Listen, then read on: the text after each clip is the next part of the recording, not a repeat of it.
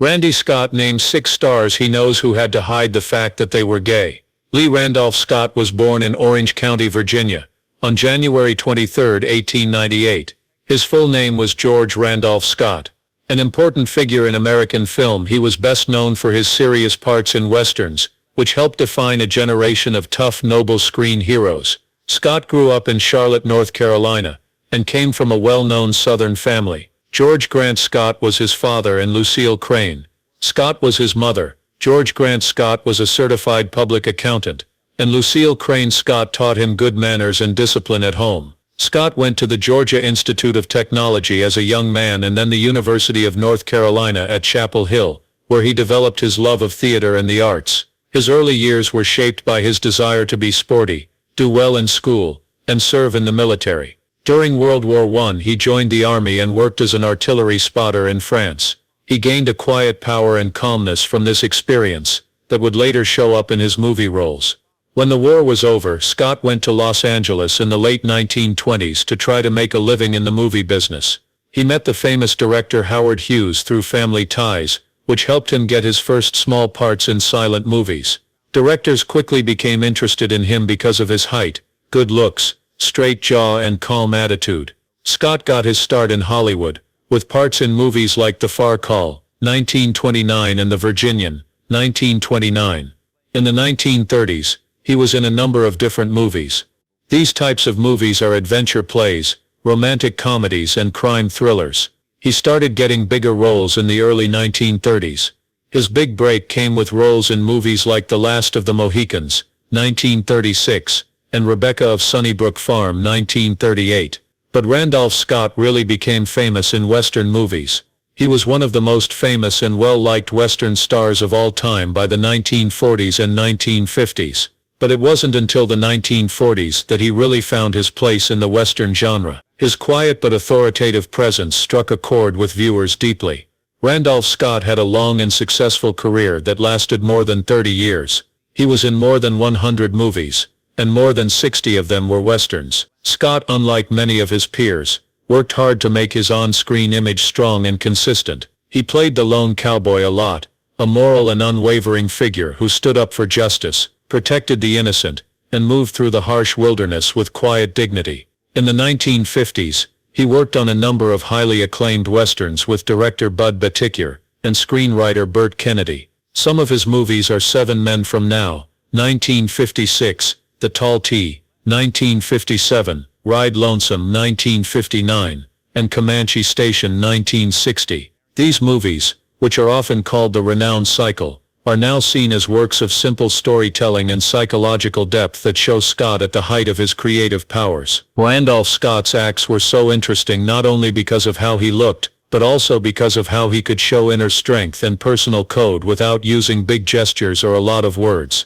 His characters were rarely one-dimensional, even though he was often played as the good guy. Many of them were guys who had been hurt by loss or violence, but were still sure of what was right and wrong. This mix of toughness, vulnerability, and honesty made him a fan favorite and a choice of directors. In contrast to John Wayne and other Western stars, whose parts were defined by their larger-than-life bravado, Scott's roles were more subdued and introspective, giving a more realistic picture of frontier masculinity. He was also a smart businessman, who put his money into oil, real estate and other projects that paid off. After his last movie, Ride the High Country, came out in the early 1960s, he was able to retire in ease. 1962, a great movie directed by Sam Peckinpah, that was a proper end to his career. Scott played 2 old lawmen, facing the end of the Old West in that movie with Joel McCrea. It was a beautiful farewell to the movie business, just like Scott's own exit.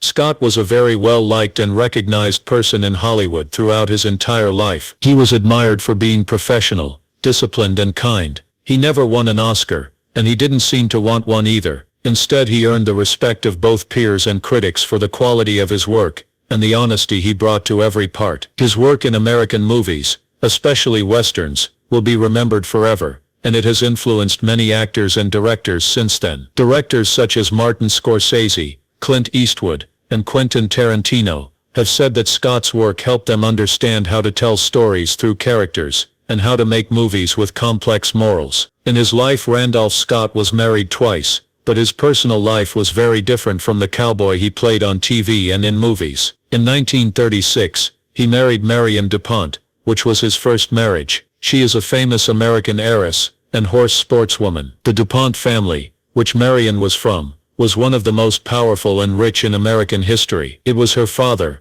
William DuPont Sr., who helped the family's business company grow. Her great-grandfather, Eleuthère Irene DuPont de Nemours, was a French-born chemist and businessman, who started the E.I. DuPont de Nemours and Company in the early 1800s. This company started out making dynamite, but has grown into one of the biggest and most important chemical companies in the world, with a big impact on both American business and trade around the world. It's interesting to note that Marion was married to George Somerville, a horse breeder and athlete from Virginia, before she married Scott. By chance, Randolph Scott had been Marion's best man at her first wedding, which suggests that they had a close personal link and knew each other before they started dating. There aren't many details about how Scott and Marion went from being friends to getting married, but their union brought together two people from very different backgrounds. One was a rising star in Hollywood, and the other was a wealthy socialite, with deep roots in East Coast royalty and horse culture. The marriage between Randolph Scott and Marion DuPont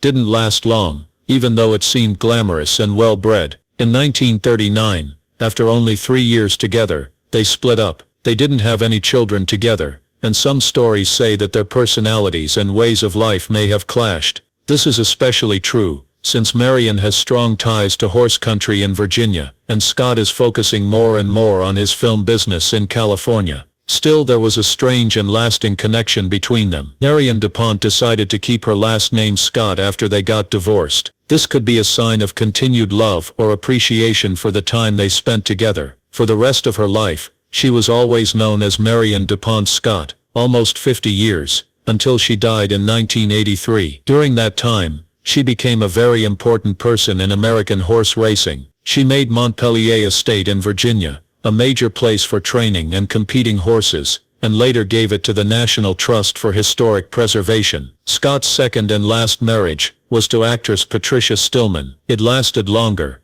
and was more satisfying for him emotionally. Scott was having a great time with his movie business when he married his wife in 1944, during the height of World War II. Patricia was born in 1919, 21 years before Scott. She worked in Hollywood for a short time, but she quickly left the attention to focus on her family. Randolph Scott's second marriage to Patricia lasted longer, was more stable, and was based on shared beliefs. They stayed together for more than 40 years, which is very unusual in the entertainment business, and shows how close they were. The Scotts decided to grow their family by adopting 2 children, a daughter named Sandra, and a son named Christopher. In 1950, 6 years after they got married, there may have been emotional, medical or private reasons behind the choice to adopt instead of having biological children. It was in line with the couple's plan to live a quiet, family-centered life out of the spotlight, though. Scott kept playing until the early 1960s, but by the mid-1950s, he was slowly cutting back on his work, which gave him more time to focus on his family. The family lived in a fancy house in Beverly Hills. Scott was famous in Western movies, but in his later years, he was known as a loving husband and father. He died in 1987, and Patricia was by his side until she died in 2001, more than 10 years after he did. Randolph and Patricia Scott gave the impression of a respectable home life, which was very different from the often troubled personal lives of many of their Hollywood peers. Their marriage, which wasn't very public, passed the test of time, and is still an important part of Scott's personal legacy. During Hollywood's golden age, looks were everything, and Randolph Scott knew this better than most. Scott was a big star in westerns, and a model of tough masculinity. He also lived in a time when being gay in Hollywood could ruin a career in an instant. Later in his life, Scott allegedly admitted that some of his closest friends were having personal problems. These were men whose jobs and public personas were often very different from their private lives. He talked about 6 famous artists he knew who were gay, but had to hide their sexuality from the public because of social norms and pressure from their studios. Scott's list may have had the most famous name on it, Cary Grant. He was also the person who knew Scott the best. In the 1930s and early 1940s, they were known for being very close, and lived together in a Santa Monica beach house for more than 10 years. The press called Grant and Scott bachelor roommates, and they were often pictured in their own homes, eating together or lounging by the pool. This gave fans a glimpse into what many have assumed was a romantic relationship that was carefully hidden as friendship. Even though both men married other women in the end, rumors about their relationship have been going on for decades. For Scott, who stayed friends with Grant for life, hiding the truth was a sad fact of life at the time. One of the most sensitive and emotionally raw players in Hollywood was Montgomery Clift, whose name Scott also brought up. People knew Clift for his troubled parts in movies like A Place in the Sun and From Here to Eternity. His own emotional problems often mirrored those in his movies. Clift was gay, but he never said it out loud. However, people in Hollywood knew about it. In addition to the expectations of his job and the terrible car accident that left him physically and emotionally scarred in 1956, he had a lot of inner turmoil. Randolph Scott, who saw Clift's sadness and self-doubt personally, felt very sorry for a man whose brilliance was hidden by the fact that he couldn't live openly. People may remember Merv Griffin as the friendly talk show host and entertainment mogul who created game shows like Jeopardy and Wheel of Fortune. But behind his friendly public image was a man who kept his private life very secret. Griffin never talked about being gay in public, even though there were whispers about it for years. There was another side of him that Scott knew well, the one who had to carefully balance the two worlds of fame and privacy. Griffin built a media company at a time when getting caught could ruin it all, but the stakes were higher than just personal for him. Fans loved Jim Nabors as the clumsy but sweet Gomer Pyle on The Andy Griffith Show and its spin-off, Gomer Pyle USMC. Scott also said that Nabors had to hide his real name. Stan Cadwallader and Nabors were together for a long time, and they were finally able to get married in 2013 just before Nabors died. But when Nabors was at the top of his game, he had to carefully watch how the world saw him to avoid any scandal. A persistent urban tale said that Nabors and Rock Hudson were married, which was not true. This made the Nabors very upset, and showed how harmful and dangerous Hollywood's rumor mill could be for gay performers. Cesar Romero was known for his charm and single life. He was cast in many slick parts, and was best known as the flashy Joker in the 1960s Batman TV show. Even though he never got married, Romero kept up a public image as a ladies' man, and his sexuality stayed a secret in the business. Scott liked Romero's style and wit, but he felt bad about how much he had to hide his personal life from the world. Scott said that he was a man of great worth, who deserved to live and love freely, but was not allowed to, because of a society that didn't forgive. Rock Hudson, the last of the 6 names Scott gave, may be the most sad example of how strict things were back then. Hudson was the perfect man in 1950s Hollywood, appearing in romantic comedies and dramas with leading ladies like Doris Day. Hudson was actually gay, and his agent Henry Wilson made sure that his secret life stayed hidden. Wilson was an expert at helping young male actors become stars while keeping their private lives secret. It wasn't known the truth until Hudson was told he had AIDS in the 1980s. When he died in 1985, it changed Hollywood and the rest of the world. People became more aware of and compassionate about gay people and the AIDS crisis. Scott was sad about both Hudson and the years he had spent hiding from everyone. He had seen Hudson become famous while being kept secret. Randolph Scott wasn't just telling lies or spreading rumors when he named these 6 men: Cary Grant, Montgomery Clift, Merv Griffin, Jim Nabors, Cesar Romero, and Rock Hudson. He praised their bravery, understood their pain, and gently criticized the strict rules of society that had kept them from speaking out. Scott didn't like talking about his personal life, but what he said about Hollywood in the past and how brave it was just to stay alive there said a lot.